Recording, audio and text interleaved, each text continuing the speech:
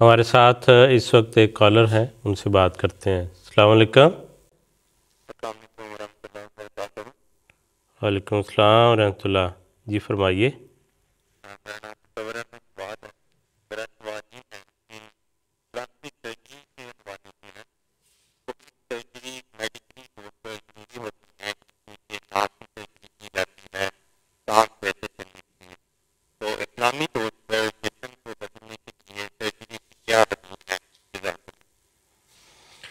جزاک اللہ۔ ان کا سوال جو ہے وہ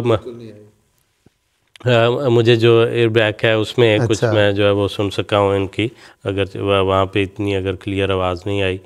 مصور احمد جواد صاحب یو کے سے یہ سوال کر رہے تھے کہ کہتے ہیں کہ پلاسٹک سرجری کے متعلق کیا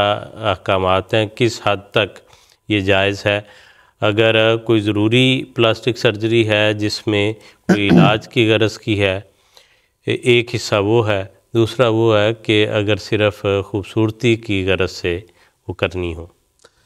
بات یہ ہے کہ اس بارے میں غالباً اس میں بنیادی مسائل میں یا حضرت صاحب نے کسی موقع پہ اس کا جواب دیا ہے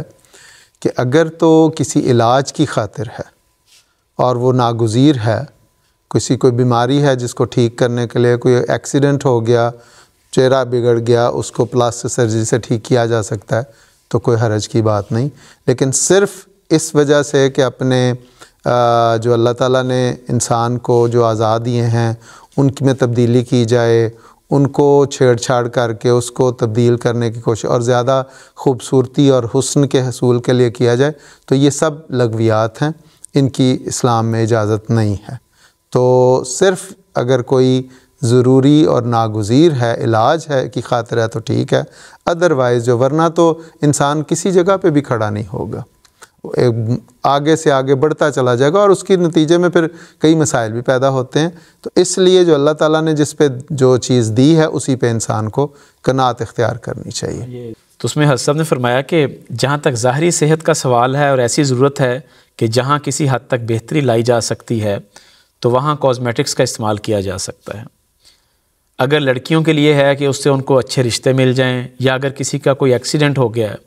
یا کوئی شخص جل گیا ہے اور اس کو سرجری کے ذریعے واپس پرانی حالت میں لایا جائے تو اس حد تک تو ٹھیک ہے، سرجری کروانی منع نہیں۔ لیکن اب جو بعض لوگوں نے یہ کام فیشن کے لیے شروع کر دیا ہے کہ اگر کسی کے ہونٹ چھوٹے ہیں تو انہیں آپریشن کروا کر موٹے کروانا، یا بعض دوسری چیزیں بیہودگیوں کے لیے کی جاتی ہیں، تو فرمایا وہ سب باتیں لغویات ہیں اور ان سے بچنا چاہیے۔ ہاں، گھروں میں امن اور سکون قائم رکھنے کے لیے اگر عورتیں اپنی کاسمیٹک سرجری کرواتی ہیں تو اس میں کوئی حرج نہیں، تاکہ خاوند اور بیوی کا رشتہ قائم رہے اور تعلق میں محبت اور پیار رہے۔ بس اس حد تک ٹھیک ہے، اور جو افورڈ کر سکتے ہیں وہ کروا لیں۔ باقی دنیا دار باقی دنیا دار تو اور بھی بے شمار چیزیں کرتے ہیں، اور وہ ساری دنیا داری کی باتیں ہیں، ان کی بہرحال اجازت نہیں۔ تو ڈھکے چھپے الفاظ میں حضرت صاحب نے یہ بتا دیا کہ کیا اس کی حد کیا ہے اور کہاں تک کروائی جا سکتی ہے۔ اور جیسے اصولی حضرت صاحب نے یہ اس میں وضاحت فرما دی حضرت صاحب نے کہ حدود ہیں اس کی، اور خان صاحب نے بھی ذکر فرمایا اگر اس سے نکلیں گے تو پھر یہ بات بھی اٹھتی ہے کہ کوئی اپنی پوری شناخت چینج کر لیتا ہے، تو قانونی لحاظ سے بھی مسائل پیدا ہوں گے۔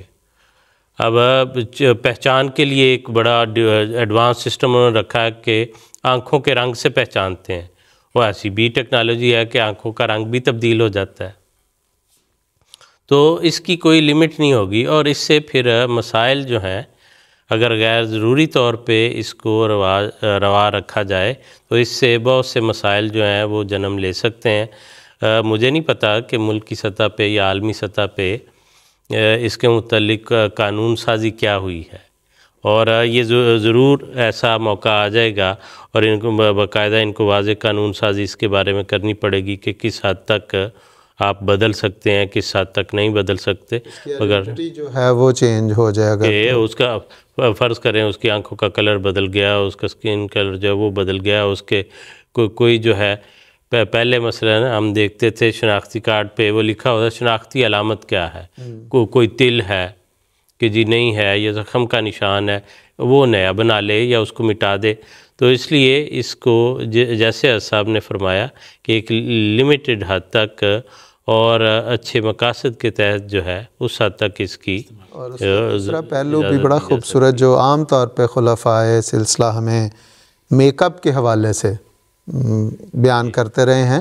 کہ میک اپ یہ نہیں ہے خواتین کے سج سنور کر میک اپ کر کے باہر کے مردوں کے لیے وہ نمود و نمائش کا باعث ہوں،